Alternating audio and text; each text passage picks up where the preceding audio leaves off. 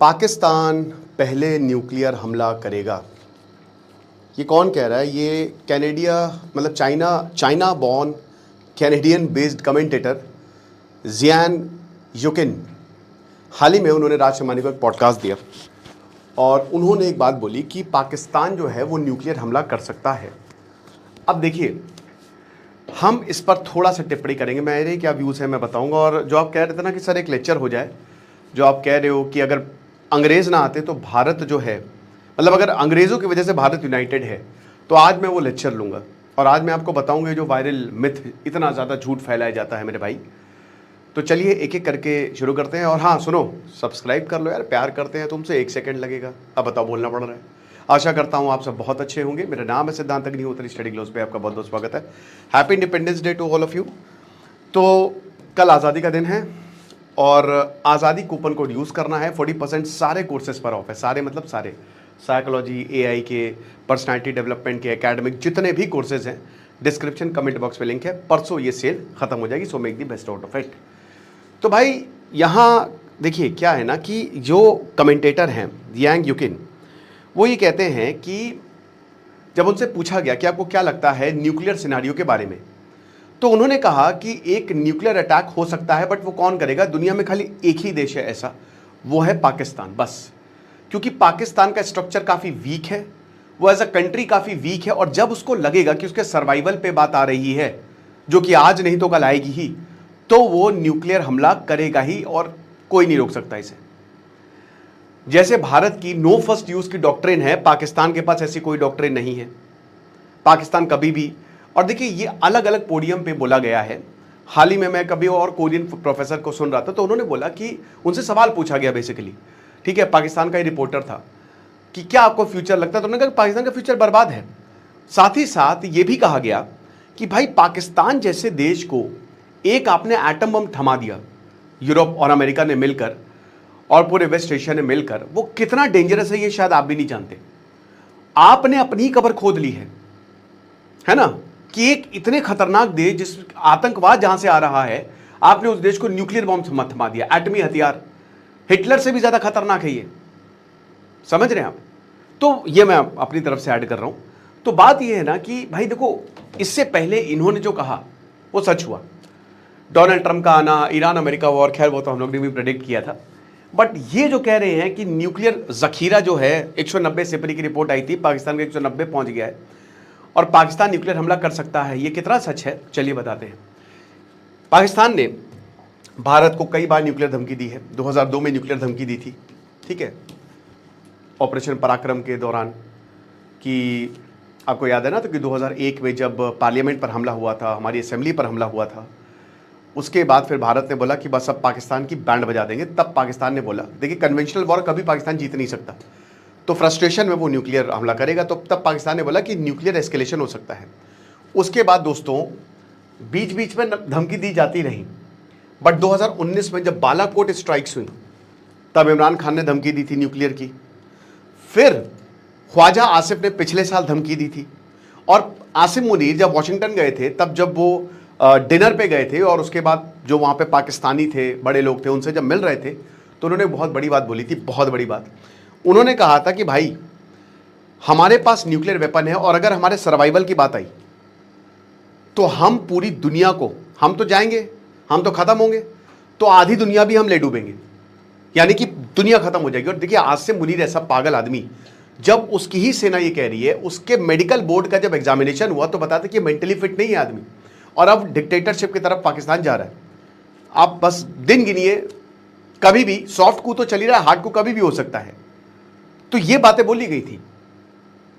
तो भाई ये पाकिस्तान की तरफ से न्यूक्लियर धमकी आई है। भारत का देखिए नो फर्स्ट यूज है, लेकिन हाल में जैसे रशिया, जितने भी न्यूक्लियर नेशंस हैं, उन्होंने नो फर्स्ट यूज की पॉलिसी, जो परमानेंट 5 एंड इंडिया है ना, फ्रांस हो गया, रशिया हो गया, चाइना हो गया, अमेरिका हो गया, यूके हो गया और इंडिया हो गया, इन सब ने नो फर्स्ट यूज। बाकी इसराइल तो कहते हैं, इसराइल न्यूक्लियर नेशन है, बट वो कहता नहीं हमारे पास न्यूक्लियर बॉम्ब है।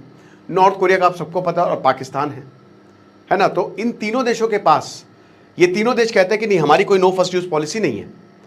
अब बात यह है ना कि भाई देखो, रशिया ने यूक्रेन युद्ध में इसको चेंज कर लिया नो फर्स्ट यूज को, कि हमको खतरा लगा तो हम न्यूक्लियर मार देंगे। ये धमकाने के लिए भी होता है, बट पाकिस्तान की कोई न्यूक्लियर डॉक्ट्रिन है ही नहीं। अगर आप उनकी न्यूक्लियर डॉक्ट्रिन खोजने जाओगे तो वो आपको मिलेगा ही नहीं। और न्यूक्लियर बॉम्ब तड़ातड़ बनाए जा रहे हैं और अब दुनिया और अनस्टेबल होती जा रही है। इस्लामिक नेटो बन रहा है। सऊदी को न्यूक्लियर बॉम्ब चाहिए लेकिन पाकिस्तान है, पैसे दिए तो कोई बात नहीं, सुन्नी बॉम्ब है, तुम्हारा बॉम्ब हमारा। दिवाली खेल रहे हैं। लेकिन एटम बम आप ये मान के चलिए कि यहां ये जो जिक्विन साहब है ये बहुत बढ़िया बात बोलते हैं कि देखिए इट्स नॉट अबाउट कि किसके पास कितने ज्यादा वेपन्स है। आज तक वर्ल्ड वॉर 2 में ही एक बार न्यूक्लियर वेपन यूज हुआ, अमेरिका ने किया था, हो सकता है अमेरिका दोबारा भी कर दे। बट इट्स अबाउट कि कौन उसको यूज कर रहा है पहले। अगर किसी देश के पास एक न्यूक्लियर बॉम्ब भी है और उसने फोड़ दिया तो दुनिया तो तबाह हो गई ना, खत्म हो जाएगी, हालत तो बहुत खत्म हो जाएगी। 1985 में चेरनोबिल में जो हुआ हम सब ने देखा कि वहां तो रिएक्टर फेल हो गए। ऐसे ही जापान फुकुशिमा आज से 15 साल पहले जब सुनामी आई थी तो भाई न्यूक्लियर रेडिएशन का खतरा बढ़ता जाता है कि भाई बैंड बच जाएगी। तो जो पहले है ही नहीं, इसका मतलब कि अमेरिका के पास 6,500 है या रशिया के पास है या चाइना अपना न्यूक्लियर जखीरा बढ़ाता जा रहा है। बात यह है कि कौन पहले इसको यूज करेगा। बट एक चीज समझिए, भारत की न्यूक्लियर डॉक्ट्रिन क्या कहती है। भारत की न्यूक्लियर डॉक्ट्रिन में ग्रे एरिया भी है जो ये कहता है कि अगर हमको लगेगा, हमको पता चल जाएगा, और आज के जमाने में पता चल जाता है कि कौन कब न्यूक्लियर यूज करने वाला है, तो एक तो क्या होता है प्रिवेंटिव मेजर लिया जाता है। जैसे पाकिस्तान के न्यूक्लियर ठिकानों की बात सबको पता है कि उनके न्यूक्लियर ठिकाने कहाँ हैं, उनको कुछ नहीं करना है, बस वहाँ पे जाके एयर स्ट्राइक्स कर देनी है। बट ये इतना आसान नहीं है ना, ये बिल्कुल भी आसान नहीं है। तो जाहिर सी बात है पाकिस्तान कुछ कर देगा, बट ये प्रिवेंटिव एक्शन लिया जा सकता है। बाकी कहते हैं कि पाकिस्तान को जो न्यूक्लियर पूरा इनका हिसाब किताब है वो डिसऑर्गेनाइज्ड है और डिसेंट्रलाइज्ड है ना, कि एक्चुअल में न्यूक्लियर बटन पाकिस्तान के हाथ में नहीं है ही नहीं, ये किसी और के हाथ में है। और डिसेंट्रलाइजेशन का मतलब जैसे ईरान में क्या हो रहा है कि अगर उनके पॉलिटिकल लीडर कह रहे हैं कि भाई युद्ध रोक दो तो भी 2 दिन तक युद्ध चल रहा है क्योंकि वो इन्फॉर्मेशन वहां तक पहुंच ही नहीं रही है। तो हो सकता है कि भाई अगर कोई ऐसा न्यूक्लियर एटम बम को अटैक होता है तो पहले ये चीज़ पता चल जाए और सबके सब, क्योंकि भारत की न्यूक्लियर डॉक्ट्रिन ये कहती है कि हमारे पास अगर एक हमला हुआ, अगर हमारे ऊपर हमला हुआ, एक हल्का सा भी, क्योंकि उनके ये एटम बम की क्वालिटी क्या है पाकिस्तान की, क्योंकि उन्होंने पूरा चोरी से अपना न्यूक्लियर प्रोग्राम बनाया है। अब्दुल कादिर खान हम सबको पता है, और भाई वो तो भाग गया अमेरिका, यूके भाग गया, और सबको CIA को पता था है ना कि कहाँ रहता अब्दुल कादिर। ये जॉन केराको ने बोला, जो एक्स CIA थे, ऑफिसर थे, उन्होंने बोला हमको पता है वो कहाँ रहता है, कभी भी मार सकते थे लेकिन हमने नहीं मारा। तो बात ये है कि भाई ये पूरा प्रोग्राम इनका चोरी से बना है, और कितनी क्वालिटी है, कितने किलो टन के, ये भी बहुत बड़ी बात है। तो अगर आधे पौना किलो टन का भी भारत में गिरता है ना, तो भारत फिर कहता है कि हम तबाही मचा देंगे, हम खत्म कर देंगे, यानी कि एक तरीके से पाकिस्तान फिर बंजर जमीन हो जाएगा, वहां कुछ नहीं खत्म होगा। हमारा तो कम नुकसान होगा लेकिन पाकिस्तान का जो नुकसान होगा उससे वो आज क्या, वो लाखों सालों तक पाकिस्तान खत्म, समझ रहे हैं आप। तो बहुत सर्वाइव करते थे, खत्म हो जाएगी, नस्लें खत्म हो जाएगी। तीसरा पॉइंट ये है कि भाई जब न्यूक्लियर बम फटता है तो अगल बगल के देश तबाह होते हैं।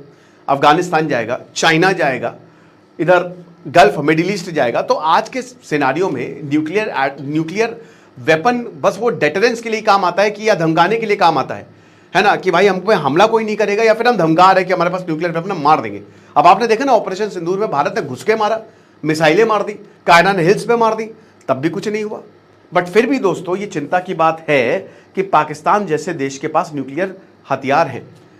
अब इट्स हाई टाइम कि भारत को अब ये बात उठानी चाहिए। भारत को देखिए 2 बातें उठानी है, एक तो भारत को POK की बात करनी चाहिए और दूसरी भारत को न्यूक्लियर डिसआर्मामेंट की बात करनी चाहिए पाकिस्तान की।